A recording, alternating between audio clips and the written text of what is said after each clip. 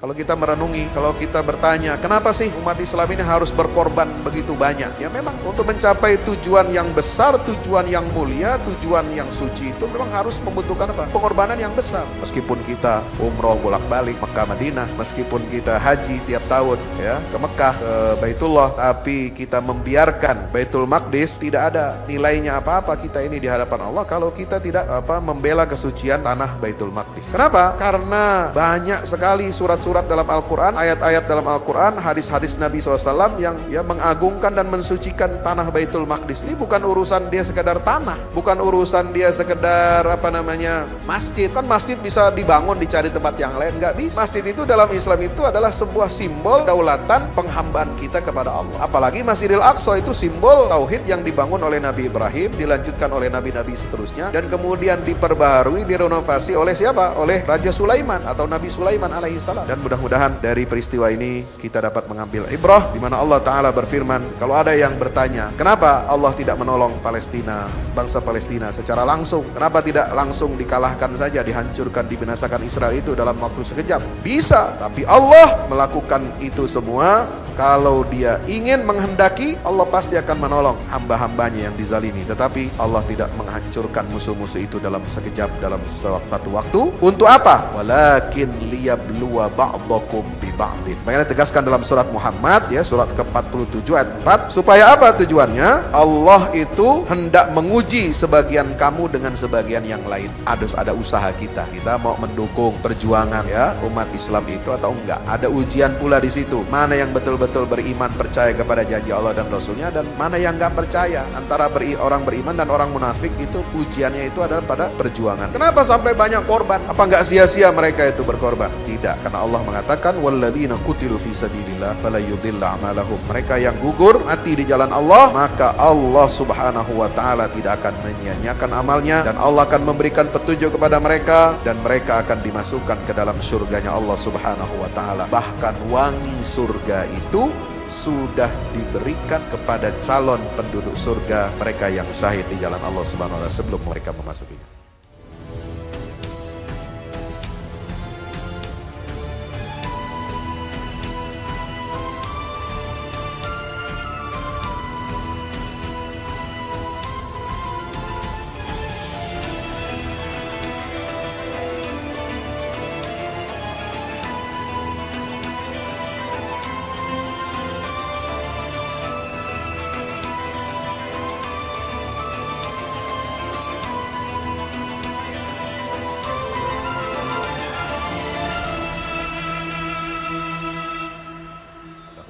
Assalamualaikum warahmatullahi wabarakatuh.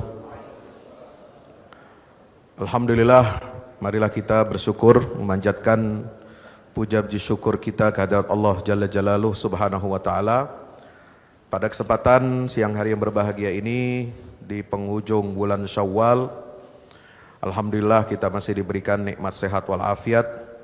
Nikmat kita dapat beribadah, dapat bersilaturahim, dapat duduk di majelis ilmu di taman surganya Allah Subhanahu wa taala. Mudah-mudahan kita berdoa senantiasa, mudah-mudahan amal ibadah kita diterima oleh Allah Subhanahu wa taala.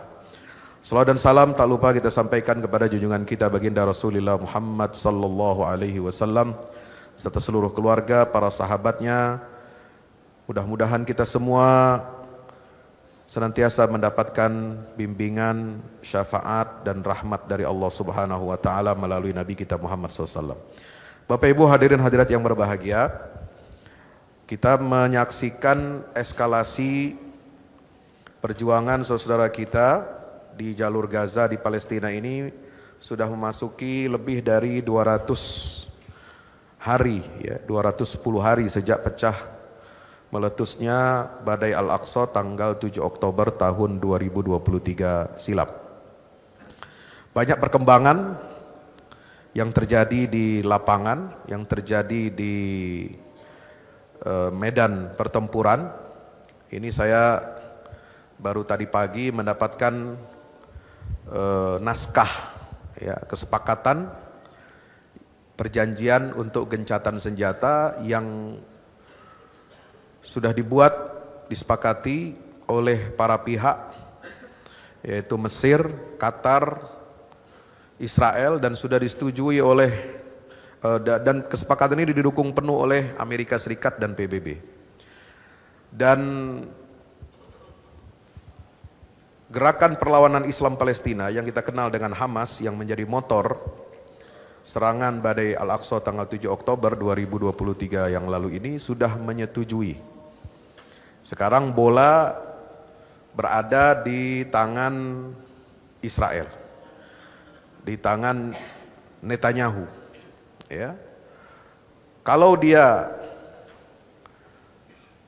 menolak rencana kesepakatan gencatan senjata ini yang sudah didukung oleh para pihak yang menjadi mediator dan juga pihak yang bertikai, maka Netanyahu akan habis karirnya dan akan kehilangan sekutu utamanya di pemerintahan Zionis, yaitu kelompok kanan ultra ekstrim yang selama ini memprovokasi, yang selama ini mendorong dan memberikan jaminan bahwa pemerintahannya tidak akan jatuh di tengah jalan. Tapi kemudian kalau jika dia menolak, ya, jika dia menolak rencana kesepakatan bersenjata ini ada 4 halaman, ya, terdiri dari 3 tahapan. Masing-masing tahap nanti gencatan senjata ini akan berlaku selama 42 hari setiap tahapan. Sampai tahapan final itu adalah penghentian total, penarikan mundur total, ya, tentara Zionis Israel, dan kemudian memulai apa yang disebut dengan rekonstruksi jalur Gaza yang bisa memakan waktu 3 sampai 5 tahun sebagaimana yang diprediksi oleh negara-negara donor. Kalau dia menolak rencana ini, maka dia akan kehilangan dukungan Amerika Serikat, di mana Amerika Serikat dan negara-negara besar di Eropa saat ini sudah mulai menarik diri dari dukungannya terhadap serangan agresi militer Zionis Israel, ya, dalam merespon badai Al-Aqsa ini, karena mereka sendiri di dalam negerinya sudah kehilangan legitimasi. Terus menerus selama 6 bulan terakhir mendukung Israel tanpa syarat, ya, tapi kemudian mendapatkan tekanan-tekanan yang luar biasa dari rakyat Amerika, terutama sekarang kita saksikan minggu-minggu ini demonstrasi besar-besaran di universitas-universitas besar dan terkenal di Amerika Serikat. Ya, jadi kalau dulu sebelum adanya badai Al-Aqsa ini, teman-teman, isu tentang Palestina, isu tentang Gaza, isu tentang ibu kota Yerusalem, ya, dan Masjidil Aqsa itu hanya agenda yang diperjuangkan oleh faksi Hamas. Jadi satu-satunya yang memperjuangkan ini tetap hidup itu hanya faksi Palestina, Hamas dan teman-temannya. Tapi berkat, ya, serangan strategis, ya,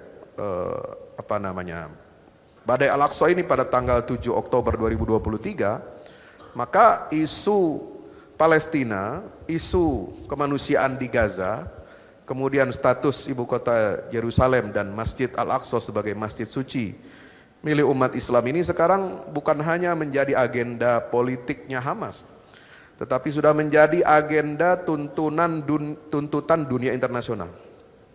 Ya. Dibicarakan dan digemakan di seluruh aksi-aksi demonstrasi di seluruh penjuru dunia, termasuk di negara-negara barat yang sebelum ini kita tidak pernah membayangkan itu terjadi. Jadi sekarang luar biasa, ya. Memang itu tuntutan sejarah, ya, panggilan sejarah yang dilakukan oleh, ya, serangan 7 Oktober itu dilakukan dan dipimpin oleh Hamas ini, ya, itu adalah merupakan panggilan sejarah, merupakan kontinuitas sejarah yang tidak boleh putus dari perjuangan bangsa Palestina, perjuangan umat Islam untuk memerdekakan dan membebaskan Masjidil Aqsa, membebaskan tanah Palestina, ya, yang diberkahi oleh Allah Subhanahu wa taala. Kenapa? Karena sejak konflik, ya, Arab Israel tahun 48 dengan berdirinya negara Israel itu, di mana seluruh negara Arab itu tidak menerima pembagian wilayah tanah Palestina menjadi dua sebagaimana ketetapan UN Partition pada tahun 1947, ya.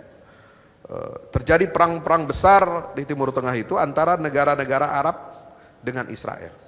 Jadi dulu isu Palestina, isu Masjidil Aqsa, isu pengungsi Palestina yang terusir dari tanah Palestina itu dimainkan oleh aktor-aktor negara. Jadi negara, pemerintahan negara-negara Arab itu yang berdiri, ya, di depan untuk melawan imperialisme Barat dan terutama yang diwakili oleh kepentingan Zionis Israel.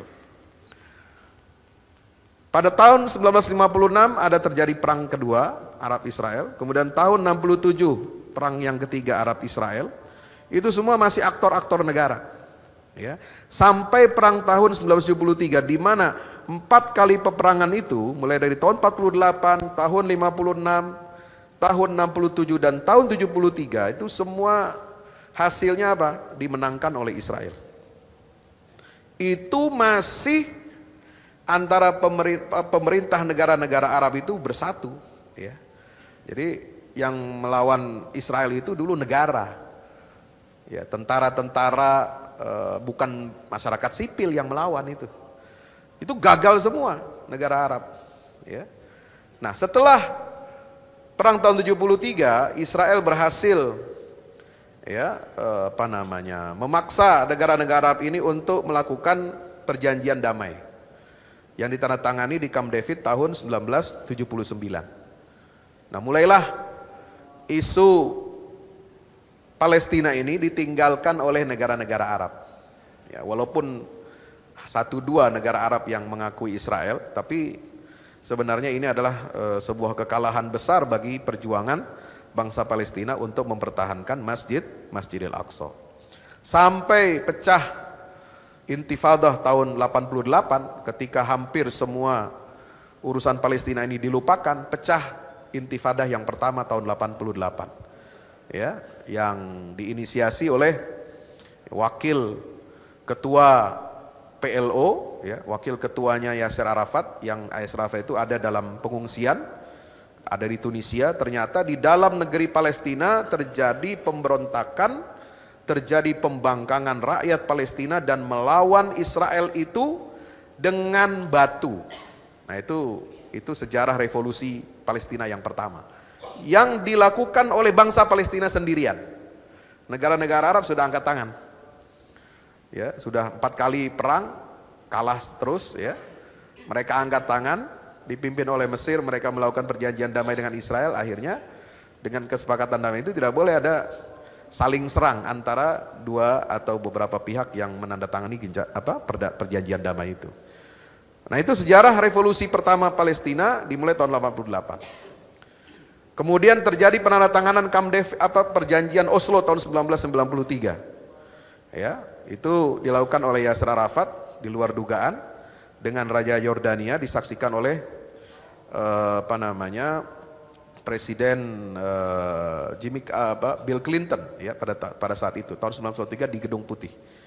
Nah, inilah yang menandai kekecewaan bangsa Arab dan Palestina yang kedua. Tahun 1993 Israel mengakui pemerintahan otoritas Palestina dan pemerintahan PLO itu mengakui negara Israel. Ini baru pertama kali terjadi dalam sejarah. Tapi kemudian dalam perundingan berikutnya, rinciannya, ini kemudian menemui jalan buntu. Sampai terjadi Intifadah yang kedua, pemberontakan rakyat Palestina semesta itu pada tahun 2000. Ketika Israel enggan untuk memberikan kedaulatan penuh bagi negara Palestina, ketika Israel tidak mau mengakui Yerusalem Timur dengan Masjidil Aqsa itu sebagai ibu kota negara Palestina, ya, itu gagal pembicaraan damai ini. Sehingga hasil dari perundingan Camp David yang kedua pada tahun 2000 itu akhirnya Yasser Arafat dikepung oleh Zionis selama beberapa tahun, ya. Kantor pemerintahan Yasser Arafat itu di Ramallah di tepi barat itu dibombardir oleh Israel, ya. Meletuslah intifadah yang kedua itu pada tahun 2000, sampai Yasser Arafat mati diracun pada tahun 2004. Ya, tapi isu Palestina ini nggak mati, teman-teman, ya, saudara-saudara yang dirahmati Allah Subhanahu Wa Taala. Isu Palestina ini tetap hidup. Lalu kemudian 2005 Israel itu keluar secara total dari jalur Gaza karena mengalami, ya, begitu banyak kekalahan dalam front menghadapi perlawanan rakyat Palestina di jalur Gaza dan juga di Lebanon Selatan yang saat itu dipimpin perlawanan itu oleh kelompok Hizbullah di Lebanon. Nah, 2006 setelah jalur Gaza dikuasai penuh oleh bangsa Palestina, 2006 diadakan pemilihan umum. Ya, pemilihan umum, ya, Palestina yang pertama, ya, setelah wafatnya Yasser Arafat. Jadi Yasser Arafat meninggal 2004, mati diracun, ya. Dia berobat ke Prancis, semua dokter angkat tangan, nggak bisa menemukan obatnya, ya, sampai dia dikembalikan ke Ramallah, dimakamkan secara kenegaraan. Waktu itu juga Presiden SBY hadir, ya, pada tahun 2004. Tidak lama setelah pelantikan SBY sebagai presiden, yaitu periode yang pertama waktu itu. Saya ingat waktu saya masih di Kairo waktu itu, ya. Nah, kemudian 2006 itu pemilihan Palestina, pemilihan umum Palestina yang pertama. Dan di luar dugaan, rakyat Palestina, baik yang ada di jalur Gaza dan tepi barat itu memberikan suaranya, memberikan dukungannya secara mutlak lebih dari 60%. Ya, sekitar 65% suara rakyat Palestina itu diberikan sebagai bentuk dukungan moral kepada perjuangan Hamas sebagai partai politik, ya, yang memiliki visi melawan penjajahan dan pendudukan Israel di tanah Palestina.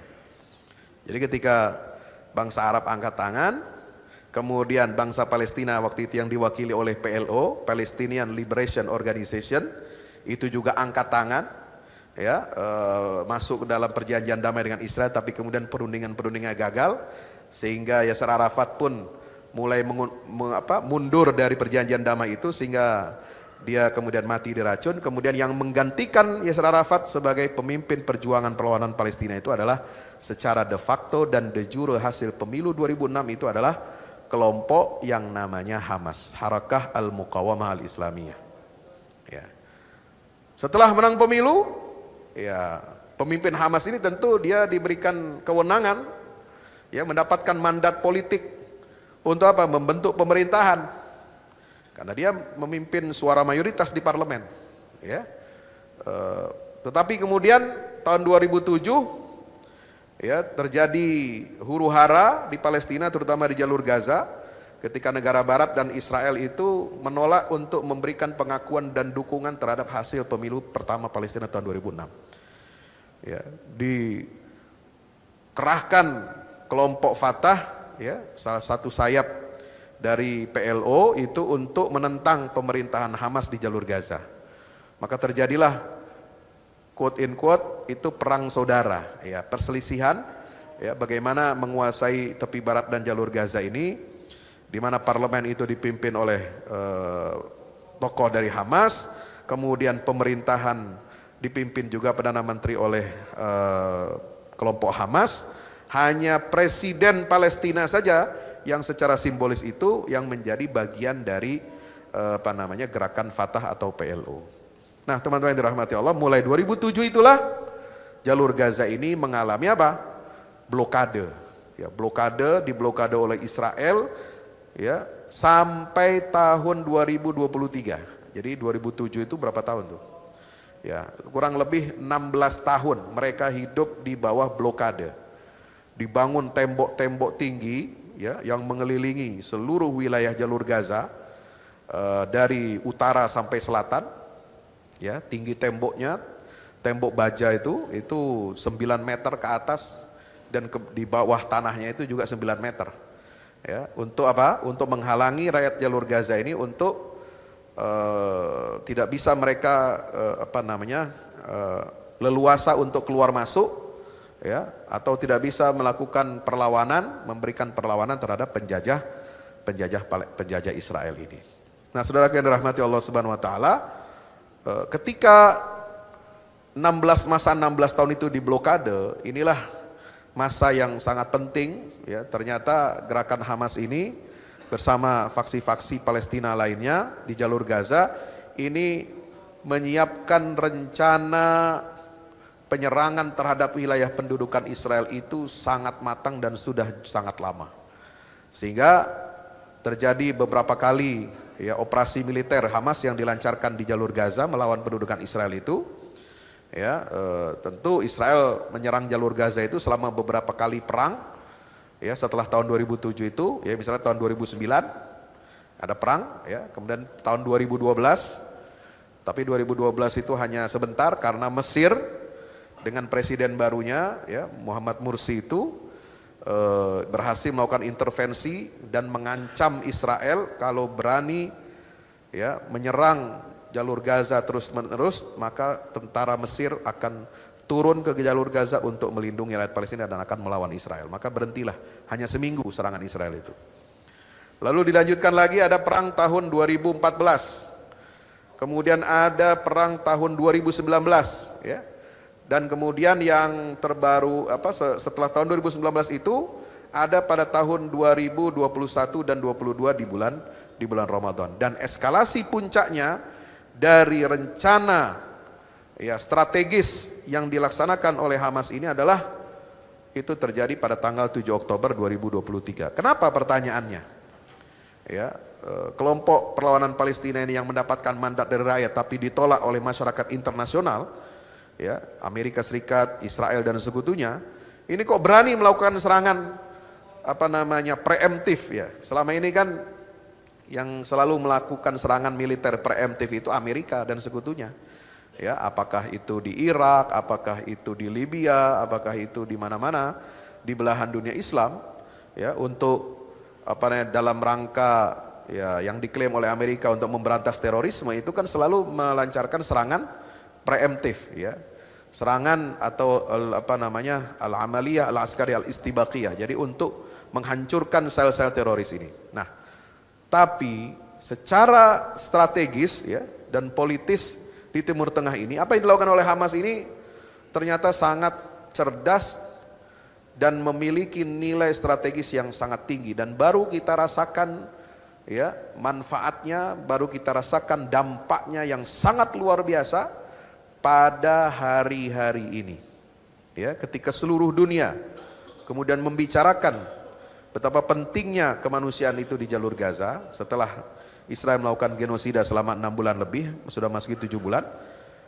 Kemudian masyarakat internasional mulai membicarakan negara Palestina yang merdeka, ya, di mana negara besar di Eropa, anggota Uni Eropa seperti Spanyol dan Irlandia dan Belgia itu sudah menyatakan mereka akan segera mengakui negara Palestina, di mana negara Palestina dalam 16 tahun terakhir ini setelah Hamas dikucilkan, itu hampir tidak terdengar lagi konsep negara Palestina.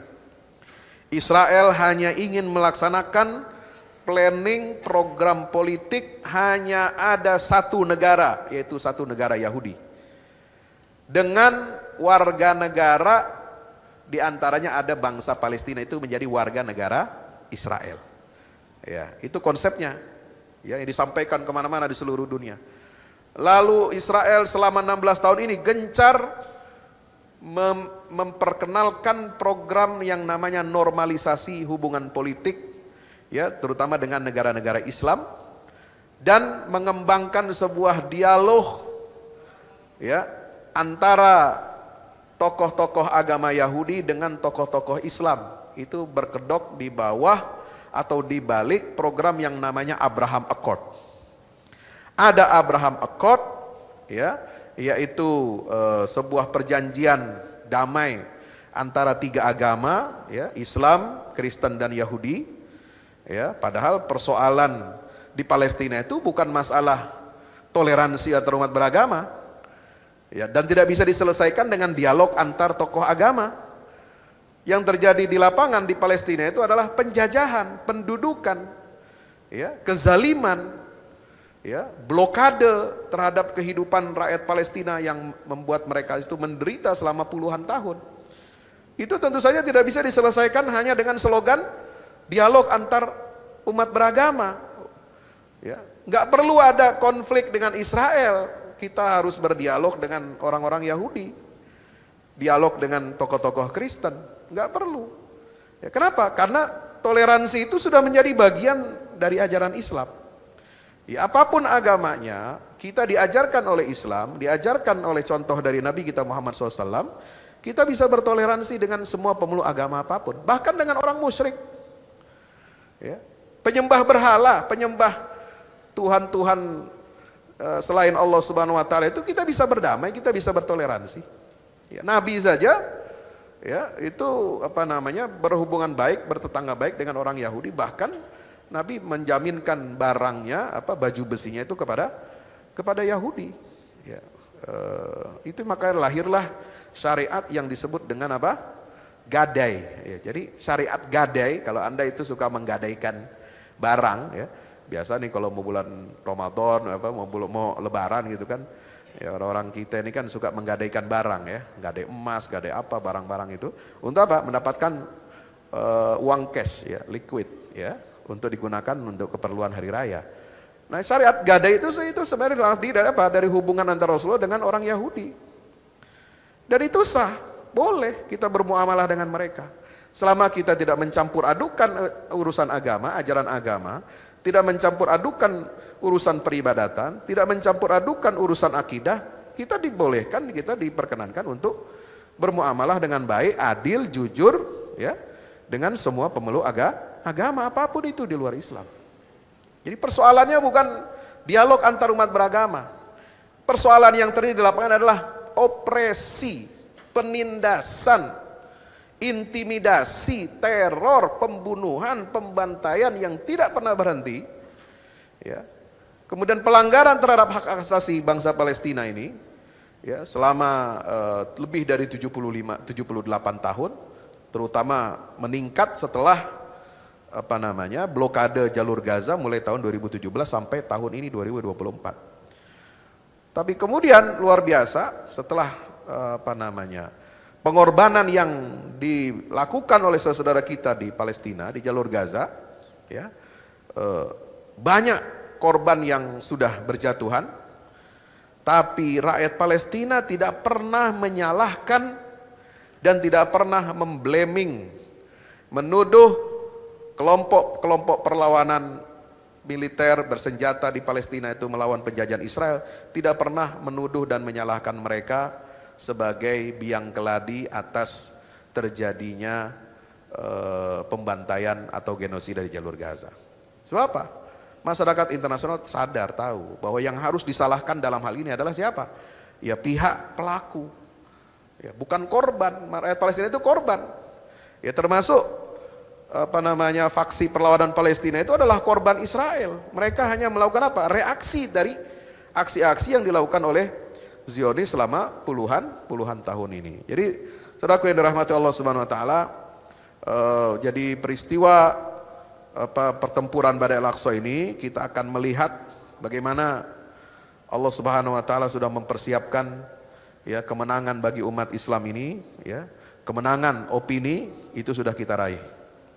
Opini dunia internasional sekarang sudah jelas memihak kepada hak bangsa Palestina dan hak bangsa Palestina untuk membela diri, hak mereka untuk mendirikan negaranya yang berdaulat penuh dengan ibu kota Yerusalem Timur, yaitu di mana di Yerusalem Timur itu di kota Al-Quds itu terdapat, ya, situs suci kiblat pertama umat Islam, yaitu Masjidil Aqsa. Semua orang sekarang berbicara tentang itu. Hikmah yang kedua, seluruh masyarakat dunia internasional jadi mengenal, ya, bahwa selama ini mereka itu dibodoh-bodohi, mereka itu ditipu oleh media barat yang menggambarkan, yang memberikan narasi bahwa perlawanan rakyat Palestina itu adalah dilakukan oleh kaum teroris.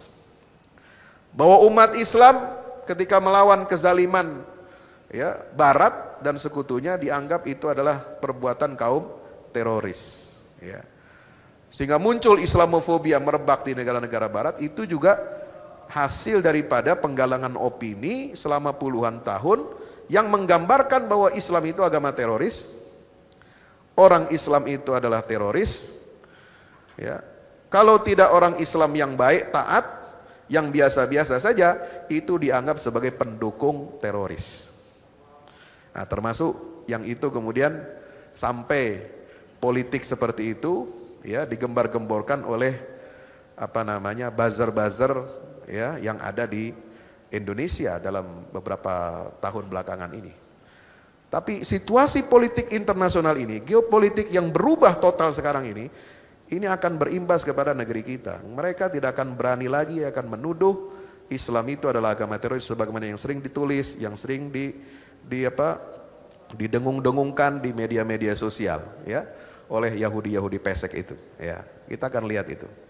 Dan itu kemarin sudah terbukti, ya. Bapak Ibu yang dirahmati Allah Subhanahu wa taala. Hikmah yang ketiga adalah, ya, masyarakat internasional sekarang sudah sadar, sudah melek siapa pihak-pihak yang hingga saat ini mendukung aksi genosida Israel itu di jalur Gaza. Maka terjadilah apa yang disebut dengan gerakan BDS, ya, boykot, divestasi atau divestment, dan sanction atau sanksi, ya, termasuk apa yang melatar belakangi kampus-kampus, ya, mahasiswa-mahasiswa di perguruan tinggi kampus terkemuka di Amerika Serikat. Itu adalah mereka menuntut adanya divestasi, ya, aliran dana dari orang-orang kaya, pengusaha-pengusaha kaya yang berafiliasi kepada Zionis yang selama ini mendanai kampus mereka, ya, mendanai riset-riset di kampus-kampus ternama itu, yang mendanai pembangunan kampus-kampus itu, karena kampus-kampus di negara Barat itu tidak murni semuanya itu dari uang pemerintah. Ya, mereka menerima juga donasi-donasi dari swasta, pihak-pihak swasta, pihak-pihak perusahaan-perusahaan besar. Dan itu kemudian terungkap siapa donatur-donatur kampus-kampus terkemuka itu yang selama ini memberikan dana besar kepada kampus tersebut. Ternyata banyak di antara mereka yang berafiliasi kepada Zionis Israel. Ya. Kemudian mereka, angkatan muda, generasi muda di Amerika Serikat ini sudah sangat kritis terhadap pemerintahannya, ya, terhadap pemerintahannya. Mereka menuntut pemerintah Amerika Serikat untuk tidak lagi mendukung Israel melakukan genosida. Kenapa? Karena mereka merasa kami ini pembayar pajak. Pajak di negara itu besar, Pak, tinggi-tinggi, Pak. Ya, pajak, sehingga memang mereka itu kalau orang udah pensiun memang sejahtera. Kenapa? Pajak itu memang akan dikembalikan lagi kepada rakyat itu sendiri dalam bentuk jaminan-jaminan sosial, jaminan hari tua, pensiun, dan lain sebagainya. Dan itu nilainya besar pajak yang dipotong dari penghasilan rakyat di negara-negara Barat itu. Nah, ketika mereka mengetahui bahwa pajak mereka ini kemudian sebagiannya digunakan untuk mendukung aksi genosida di jalur Gaza yang itu dilarang secara hukum internasional, maka mereka, ya, dengan sadar, ya, dengan tegas menolak itu semua dan menuntut pemerintah untuk menghentikan dukungannya tanpa batas terhadap agresi Zionis Israel ini. Bapak Ibu dirahmati Allah Subhanahu wa taala, maka itu, ya, ini hikmahnya sangat luar biasa. Apa yang dilakukan oleh saudara kita ini membuktikan salah satunya firman Allah Subhanahu wa taala, ya. Kalau kita merenungi, kalau kita bertanya, kenapa sih, ya, umat Islam ini harus berkorban begitu banyak? Ya, memang untuk mencapai tujuan yang besar, tujuan yang mulia, tujuan yang suci itu memang harus membutuhkan pengorbanan yang besar. Tidak ada pengorbanan, tidak ada mencapai tujuan yang besar itu kecuali hanya dengan pengorbanan yang besar. Ya, bagaimana contoh dari Rasulullah SAW? Ya, bagaimana beliau bisa kembali ke Mekah dalam posisi dan status sebagai pemenang, sebagai penakluk kota Mekah pada tahun 8 Hijriah, itu dilalui dengan apa? Pengorbanan yang besar. Selama 13 tahun di Madinah diintimidasi, banyak sahabat-sahabat Nabi yang dibunuhi, ya dibantai. Kemudian di Madinah selama 5 tahun pertama sampai 6 tahun sebelum Hudaybiyah itu banyak sekali peperangan di antara kaum musyrikin Makkah dengan umat Islam di Madinah yang menimbulkan korban jiwa begitu banyak. Ya, itu semua pengorbanan-pengorbanan yang dilakukan oleh Rasulullah dan para sahabatnya. Untuk apa? Untuk menegakkan agama Islam ini. Jadi kita ini berhutang budi dengan pengorbanan perang-perang yang terjadi di masa Rasulullah SAW sehingga Islam ini bisa sampai ke negeri kita dan Islam ini bisa tersebar sampai ke seluruh penjuru dunia. Tidak ada perjuangan yang besar ya tanpa ada pengorbanan yang besar sebagaimana ditunjukkan oleh umat Islam ketika merebut Baitul Maqdis. Pada tahun berapa itu? 1187. Ya, tanggal 20 Oktober 1187 ya, Sultan Salahuddin Al-Ayyubi itu berhasil kembali merebut Baitul Maqdis dari penjajahan ya tentara salib. Ya, itu 88 tahun mereka menjajah. Ya, itu terus terjadi perlawanan dari umat Islam. Dan generasi ke generasi itu kemudian mereka menyumbangkan, memberikan kontribusi perlawanan dan pengorbanan yang luar biasa sampai direbutnya Baitul Maqdis. Ya, kadang orang bertanya seperti yang bisa saudara lihat ya di film versi Hollywood ya, penaklukan Yerusalem itu oleh Salahuddin Al-Ayyubi itu kan ditanya dia. Ya, Salahuddin Al-Ayyubi itu ditanya oleh Balian ya, seorang kesatria dari Eropa yang mempertahankan benteng Yerusalem itu sebelum dia serahkan ke Salahuddin. Menurut Anda Salahuddin apa artinya, apa pentingnya Yerusalem ini untuk kalian umat Islam? Ya, Salahuddin sambil bercanda, kalau Anda lihat filmnya itu The Kingdom of Heaven, ya, dia sambil bercanda ngomong apa? Pentingnya Baitul Maqdis bagi kami itu nothing, tidak ada. Tapi sambil bercanda, setelah itu dia balik badan lagi. Ya, Baitul Maqdis bagi kami adalah it's everything. Dia segala sesuatu.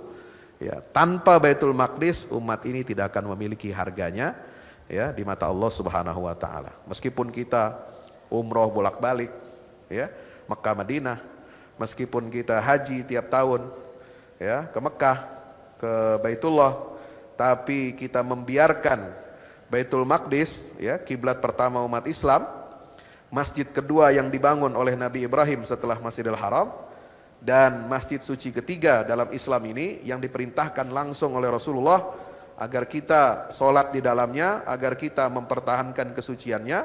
Tidak ada ya nilainya apa-apa kita ini di hadapan Allah kalau kita tidak membela kesucian tanah Baitul Maqdis ya.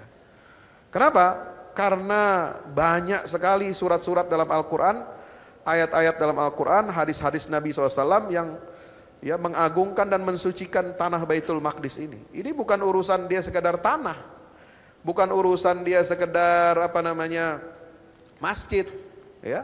Kan masjid bisa dibangun dicari tempat yang lain, nggak bisa. Ya. Masjid itu dalam Islam itu adalah sebuah simbol kedaulatan penghambaan kita kepada Allah.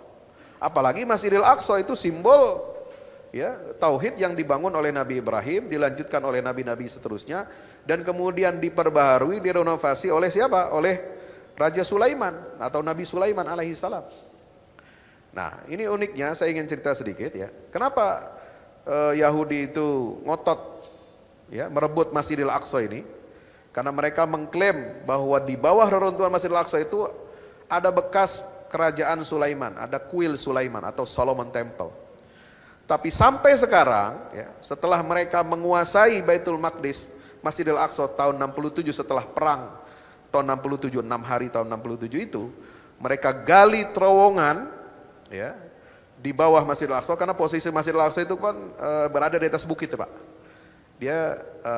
Dia kurang lebih ada sekitar 200 sampai 300 mdpl ya. Dari permukaan laut itu cukup tinggi ya, dia perbukitan, itu namanya Bukit Muria ya, wilayah Masjidil Aqsa itu namanya Bukit Muria. Jadi dia tinggi, jadi kalau Anda pergi ke bawah dari tembok ratapan itu sangat tinggi, itu posisi Masjidil Aqsa itu di atas. Ya, itu digali di bawahnya terowongan mengitari Masjidil Aqsa itu untuk mencari bukti-bukti arkeologis, ya, situs-situs. Kayak kita gali candi itu kan gampang ya, nyangkul ya, berapa meter ke bawah udah ketemu tuh, ya, peninggalan-peninggalan zaman dulu, ya, nggak usah jauh-jauh, itu bangun MRT ya di bawahnya, baru digali sekian meter, 10 meter, 20 meter kan, itu kan bangun itu kan ke bawah kan bisa berapa puluh meter ya, itu udah ditemukan bekas-bekas barang-barang peninggalan dulu zaman Belanda, zaman sebelumnya dan sebagainya, ya, nggak perlu capek-capek, ya. Ini Israel, ya, sejak tahun 67 dia sudah gali terowongan itu di bawah.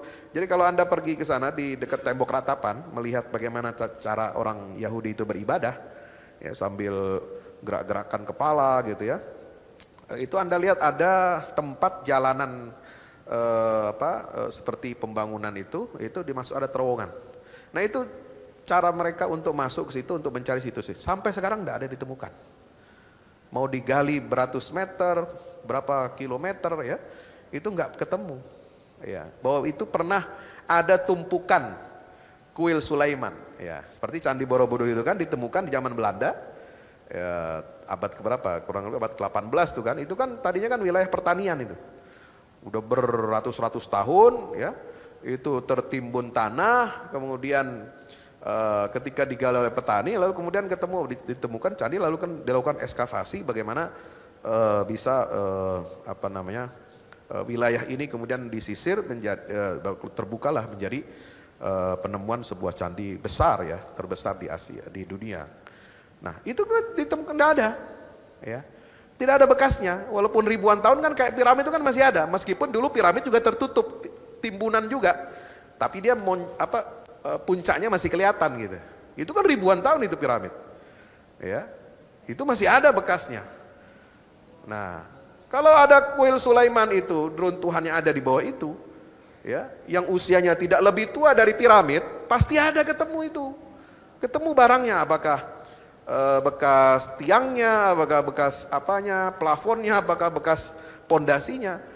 Dan memang lokasi Gunung Muria yang dibangun di atasnya Masjidil Aqsa itu memang dari dulu memang sudah tinggi dan sudah besar itu, dan tidak ada bekas sisa-sisa reruntuhan apa-apa. Dia itu bukit asli, ya, bukan karena timbunan tanah beratus-ratus tahun. Kenapa itu bukit asli, bukit bebatuan asli, ya, bukan timbunan tanah? Karena memang sejak ribuan tahun yang lalu ketika Nabi Ibrahim SAW, ya, alaihi salatu wassalam itu menginjakkan kaki di Baitul Maqdis, itu tempat itu selalu makmur, selalu ada manusia, gitu, nggak pernah kosong. Ya, kalau dia pernah kosong ratusan tahun, ribuan tahun, pasti dia akan tertimbun. Tapi kalau dimakmurkan terus oleh para nabi dan rasul, oleh para pengikut yang bertauhid, mereka beribadah di sana, ya, itu tidak akan ada timbunan-timbunan tanah, ya. Jadi memang itu asli batu cadas, bukit berbatuan yang memang khusus di atasnya didirikan itu Masjidil Aqsa. Dan apa yang dilakukan oleh Raja Sulaiman itu adalah merenovasi bangunan itu kembali. Ada hadisnya dalam Sunan Ibnu Majah, ya, yang sangat populer. Ya, setelah Nabi Sulaiman membangun Masjidil Aqsa itu, merenovasi, dia berdoa 3 hal. 2 doanya dikabulkan oleh Allah, 1 dikabulkan untuk umat Nabi kita Muhammad sallallahu alaihi wasallam. Jadi lucunya Israel itu dalam perundingan di Camp David yang kedua tahun 2000, dia menerima, ya, jalan tengah, ya, antara tuntutan Palestina harus seluruh ibu kota Yerusalem Timur itu adalah milik Palestina, sementara Israel menolak. Akhirnya diambil jalan tengah. Israel mau hanya mengakui apa? Yang atas tanah Yerusalem Timur atas itu milik Palestina, tanah Yerusalem Timur yang Masjidil Aqsa di bawahnya itu milik Israel. Loh, mana ada konsep, ya, di dunia ini hukum internasional membagi tanah itu menjadi 2. Bukan dibagi tanahnya di atasnya dibagi 2, enggak. Ini dibagi atasnya milik negara fulan, bawah tanahnya milik negara saya. Itu kan konsep orang gila itu, ya, nggak pernah ditemukan dalam sejarah dunia ini. Nah itu sampai keterlaluannya Yahudi itu, ya, mereka dibangun keyakinannya di atas mitos, di atas pemalsuan kitab suci Taurat dan Talmud, itu mereka pegang erat untuk apa? Untuk menimbulkan kekacauan di dunia. Dan mudah-mudahan dari peristiwa ini kita dapat mengambil ibrah, di mana Allah Ta'ala berfirman, walau yasha'ullahu lantasara minhum walakin liyabluwa ba'dakum bi ba'din. Kalau ada yang bertanya, kenapa Allah tidak menolong Palestina, bangsa Palestina secara langsung? Kenapa tidak langsung dikalahkan saja, dihancurkan, dibinasakan Israel itu dalam waktu sekejap? Bisa. Tapi Allah melakukan itu semua kalau Dia ingin menghendaki, Allah pasti akan menolong hamba-hambanya yang dizalimi. Tetapi Allah tidak menghancurkan musuh-musuh itu dalam sekejap, dalam satu waktu. Untuk apa? Walakin liyabluwa ba'dakum bi ba'din. Sebagaimana ditegaskan dalam surat Muhammad, ya, surat ke-47 ayat 4. Supaya apa tujuannya? Yaitu tujuannya agar apa?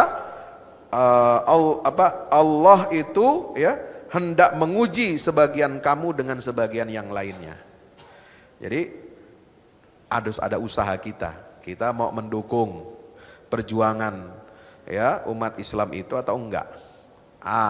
Ada ujian pula di situ.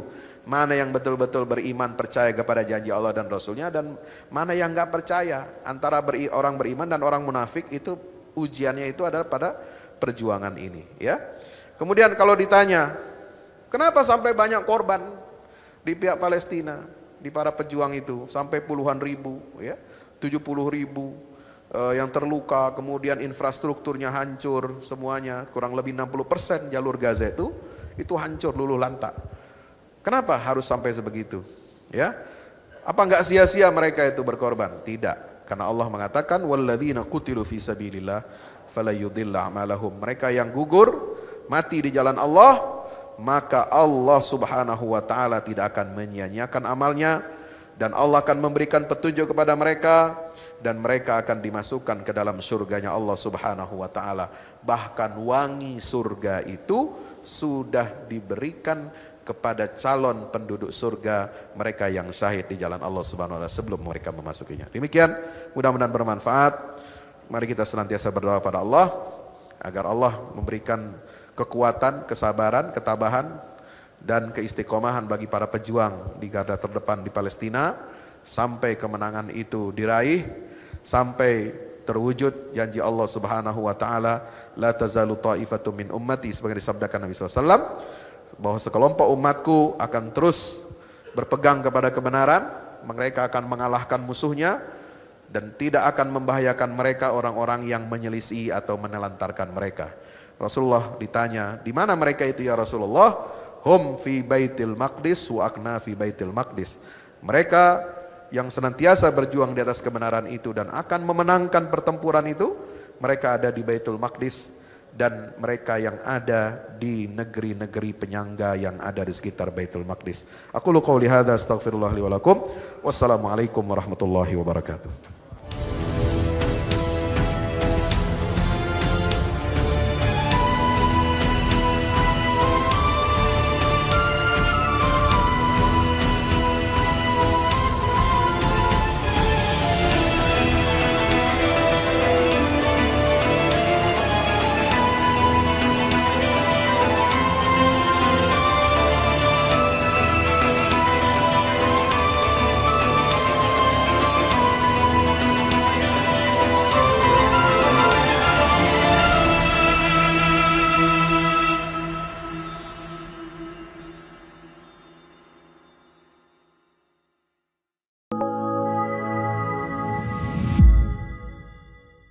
Yang terbaru dari Ustadz Fahmi Salim, buku Runtuhkan Zionis Rebut Baitul Maqdis, buku yang siap membuka cakrawala pikiran dan batin sahabat, sudah bisa dipesan sekarang juga. Hasil yang dicapai para mujahidin dalam pertempuran Badai Al-Aqsa 7 Oktober 2023 memiliki arti penting ataupun nilai strategis, bukan hanya dalam pembuktian bahwa kekuatan Israel bisa dikalahkan bahkan oleh pihak yang memiliki persenjataan jauh di bawahnya, melainkan juga dalam menyadarkan dunia Islam, terutama para pemimpinnya yang memilih menjadi penonton ketimbang membantu sesama saudaranya. Buku ini adalah salah satu bentuk dukungan dan ikhtiar dengan niat berjuang bersama-sama dengan mujahid Palestina. Tak sekedar memberikan informasi, membeberkan fakta atau data kepada khalayak di Indonesia. Buku ini juga hadir untuk meluruskan tudingan, bahkan fitnah terhadap para pejuang di sana. Betapapun kita berada jauh dari Al-Quds, melalui buku ini kita akan dapatkan bagaimana kita bisa memperoleh pahala yang sebanding dengan para pejuang di garda terdepan di negeri perlawanan Palestina. Dapatkan buku Runtuhkan Zionis Rebut Baitul Maqdis segera.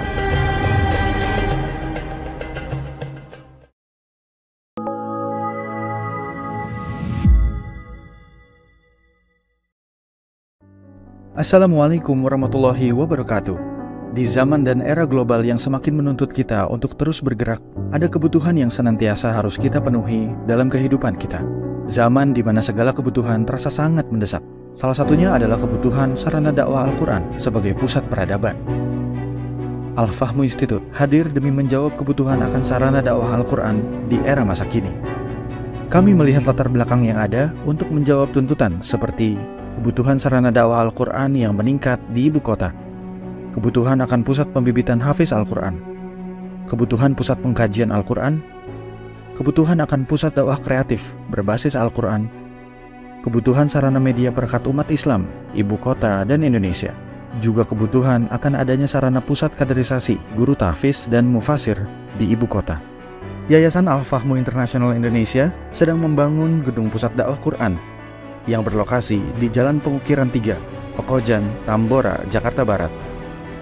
Gedung pusat dakwah Quran ini insya Allah akan menjawab tantangan dan kebutuhan akan sarana dakwah Al-Quran yang ada, seperti yang digagas oleh Direktur Al-Fahmu Institute, Kiai Haji Fahmi Salim MA, yaitu tugas peradaban kita semua adalah untuk berperan dalam menerjemahkan cetak biru peradaban, yaitu Al-Quran, dalam dunia nyata.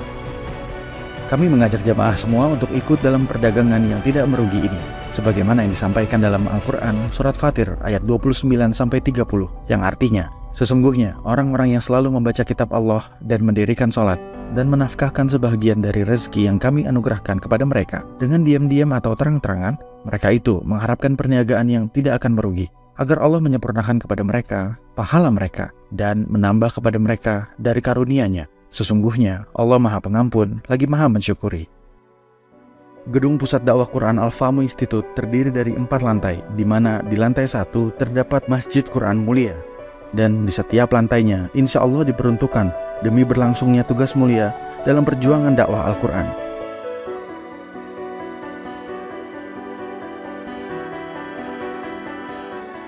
Berikut adalah rencana anggaran biaya yang dibutuhkan dalam pembangunan gedung pusat dakwah Quran.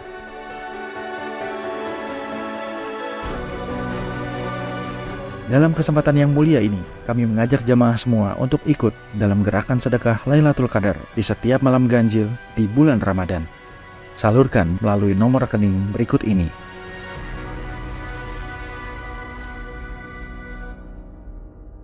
Al-Fahmu Institute, bahagiakan Indonesia dengan dakwah Quran.